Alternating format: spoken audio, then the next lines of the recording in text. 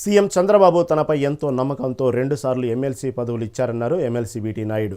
అంతేకాకుండా ఇప్పుడు ఆదోని అభివృద్ధి కోసం మున్సిపల్ ఎక్స్ అఫిషియో సభ్యునిగా నియమించడం పట్ల ఆయన ఆనందం వ్యక్తం చేశారు. అనంతరం ఆదోని మున్సిపల్ కార్యాలయంలో ప్రమాణ స్వీకారం చేశారు. రాబోయే రోజుల్లో ఆదోని అభివృద్ధికి తన వంతు సహాయ సహకారాలు అందిస్తానని తెలిపారు.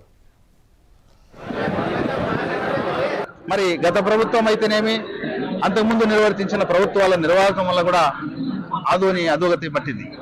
మరి ఈ విషయం మా యువ నాయకుడైనటువంటి నారా లోకేష్ బాబు గారు పాదయాత్ర సందర్భంగా ఆయన ఆదోనిలో రాత్రి ఉన్నాడు.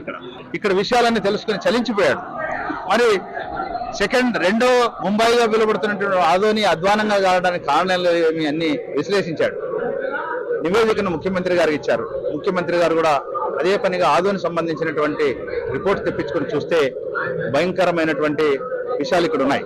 మరి ఎంతో మంది నాయకులు రాష్ట్రంలో చాలా మంది ఉన్నా కూడా మరి చంద్రబాబు నాయుడు గారి కుటుంబానికి ఆయన మొన్న గతంలో రాజమండ్రి సబ్ జైల్లో ఉన్నప్పుడు ఆయన తన కుటుంబాన్ని అందరినీ వదులుకొని 53 రోజులు రోజుకు 2 సార్లు నారా చంద్రబాబు నాయుడు గారిని కలవడము, అక్కడ ఉన్న విషయాన్ని పార్టీ పెద్దలకు తెలియజేయడము, వారి కుటుంబానికి అతి సన్నిహితంగా వెలుగుతూ భార్య పిల్లలను కూడా వదిలేసి 53 రోజులు అక్కడ ఉండి సేవ చేశాడు.